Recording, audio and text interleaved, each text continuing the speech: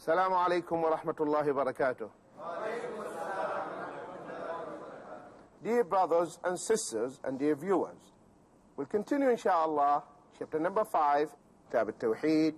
Sahal ibn Sa'd radiyallahu anhu said, أن رسول الله صلى الله عليه وسلم قال يوم خيبر لأعطين الراية غدا رجلا يحب الله ورسوله ويحبه الله ورسوله يفتح الله على يديه فبات الناس يدوكون ليلتهم أيهم يعطاها فلما أصبحوا غدوا على رسول الله صلى الله عليه وسلم كلهم يرجو أن يعطاها فقال أين علي بن أبي طالب فقيل هو يشتكي عينيه فأرسلوا إليه فأتي به فبصق في عينيه ودعا له فبرأ كأن لم يكن به وجع فأعطاه الراية فقال انفذ على رسلك حتى تنزل بساحتهم ثم ادعهم إلى الإسلام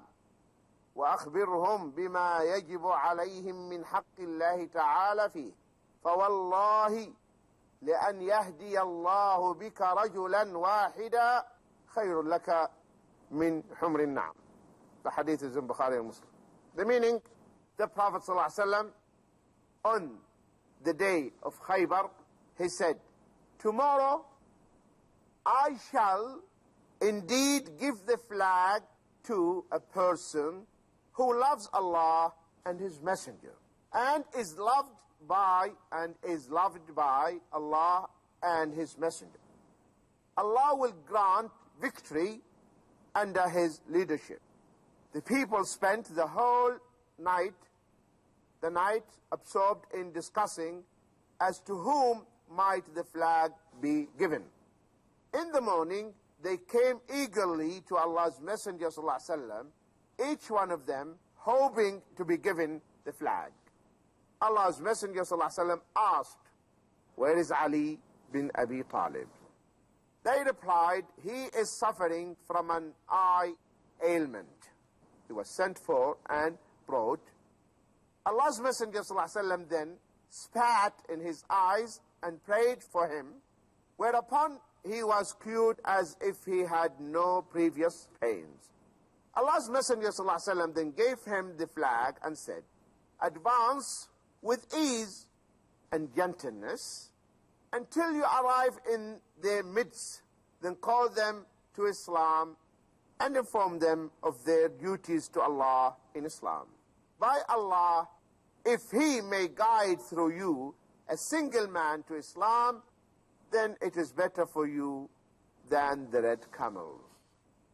Now this beautiful hadith, the Prophet ﷺ, he was going to Khaybar, and he informed the Sahaba, this is one of the prophecies, that Muhammad ﷺ is the messenger of Allah, because he's talking about the future. Are you following? Tomorrow is future, right? So he said, tomorrow I will give the flag to a man who loves Allah and His Messenger. And he is loved by Allah and His Messenger. That means this man, Allah loves him, and the Messenger loves him too. Under his leadership, victory will be granted to the Muslims. That means tomorrow, this victory will be granted to us upon the hand of this person. And it happened as he prophesied, which shows that he is indeed the Prophet of Allah, because he's talking about the future. Now, the Sahaba, when he said, this man is loved by Allah and His Messenger, everyone wants to be the man, okay? Are you following? Because not everyone loves Allah and His Messenger. But to be loved by Allah and His Messenger, this is the most important thing. So all of them, everyone in the morning, they became running to the Prophet ﷺ. Sayyidina Umar said, I never wished to have the flag except that day.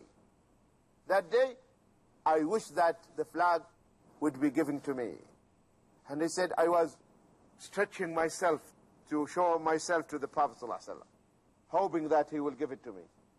But to their surprise, the Prophet ﷺ said, where is Ali bin Abi Talib? So this is one of the merits of Sayyidina Ali, that Allah loves him. And the Prophet ﷺ loves him too. Though Allah loves Sayyidina Umar and the Prophet ﷺ loves Sayyidina Umar.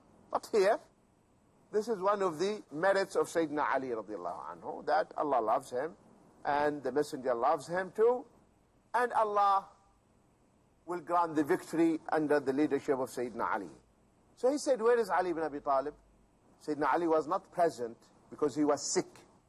He has a problem with his eyes. He could not see. He had eye ailment, problem with the eyes.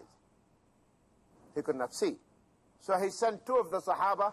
They brought Sayyidina Ali because he could hardly see. And here another miracle happened here. That the Prophet ﷺ spat in the eyes of Sayyidina Ali. And Sayyidina Ali radiallahu anhu was healed immediately. Then he said to Sayyidina Ali, this is the flag, take it. And march, but quietly. Don't make noise. Khaybar happened to be the dwellings of the Jews. People who were living in Khaybar, the Jews. So go slowly, advance without making noise. Till you reach, you are in their midst. Because imagine the army is making noise. They will make an ambush, right? They will set an ambush for the army and they will wipe it. So you have to advance quietly. Until you reach, you are in their midst. And that's exactly what happened. The Jews, they were in the farms doing their daily things. They did not feel the presence of the army till it is inside the city. They shouted and screamed, Muhammad wal Khamis, Muhammad wal Khamis. Muhammad and the army. It's called al-Khamis. Khamis means Thursday, huh? But Khamis here means the army. Why? Because it is 5 groups. Right one, left, front, back, and the middle. So there are 5 sections of the army. That's why it's called Khamis. There's 5 groups. And then the Prophet ﷺ said, inform them about their duties towards Allah. Because you see, my dear brothers and sisters, in Islam, the da'wah comes before anything. Even the jihad itself is only there to protect the da'wah. Because Islam came to guide the people, to save them from the hellfire in the next life, and to guide them to lead a happy life in this world. Are you following? So Islam actually guides the people to the best of this world and the best of the next. Because this guidance, this light, is the final guidance that came from Allah subhanahu wa ta'ala for humanity. And it's the duty of the Muslims to take it to those who are in the dark. And we present it to them. This is al-Islam. You worship only Allah. You don't oppress your brothers. You don't do bad things. You don't fornicate. You don't kill each other. You don't utilize and exploit each other. These are the Islamic teachings. All the people are equal. There is no difference between Arab and non-Arab, except the one who is more righteous in the sight of Allah. These are the Islamic teachings. So he told him, sallallahu alaihi wasallam, invite them. So we present Islam to the people. This is the message of Islam. Do you want it? Yes, alhamdulillah. Good. No, I don't want it. That is your choice. No problem. No compulsion in religion. You are free. Allah has given human beings the free will to choose. You don't want Islam? Good. No problem. That's your choice. But on the day of resurrection, you will regret that you rejected the hidayah. Our duty is just to present it to you. You don't want it? That is your choice. Because Allah doesn't want someone to come to Him by force. He wants someone to worship Him out of love. That's why no compulsion. If you accept Islam willingly, then you will worship Allah with love, and you will enjoy this blessing. You don't want it? That is your choice. Can you allow us to take it to others? You don't want it? Fine. Let us take this hidayah, this beautiful religion, to those behind you. If you say, no problem, go ahead. Thank you. If you stand in the way, you say, no, I don't want it, and I will not allow you to take it to others. Is this fair? Let others decide, not you. Let the others decide. You decide it for yourself, fine. That's your choice. Let us take it to others. They are still in the dark and they are looking for the light. You want to remain in darkness? That is your choice. Let us take it. If you say, go ahead, thank you. Say, no, I will not allow you. Sorry, you have no right to do that.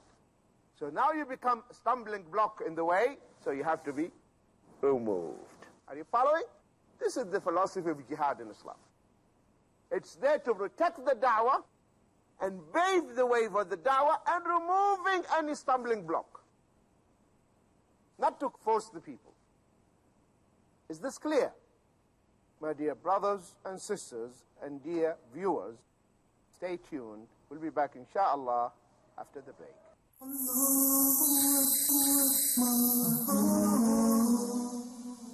Welcome back, my dear brothers and sisters and dear viewers. We will continue inshallah Kitab Tawheed, chapter number 5.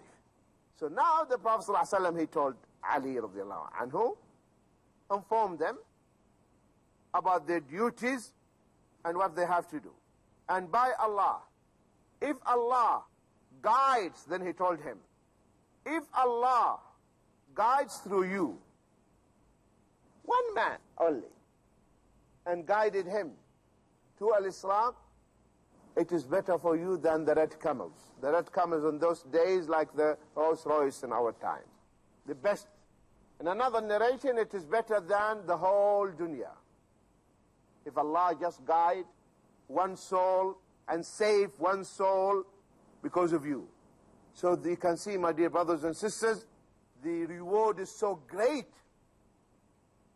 If only one person becomes a Muslim, the reward is so great. We, the followers of Muhammad ﷺ, are the true followers of Musa ﷺ. We are the true followers of David ﷺ, Solomon, Jacob. We are the true followers because we love them and we are following them. We are the true followers of Isa ﷺ. We Muslims, yes.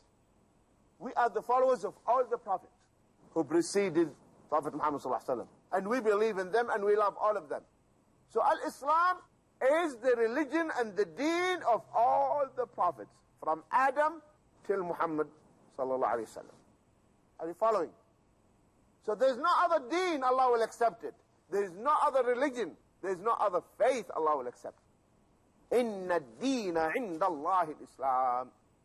The deen, the way of life that Allah will accept is Al-Islam, submitting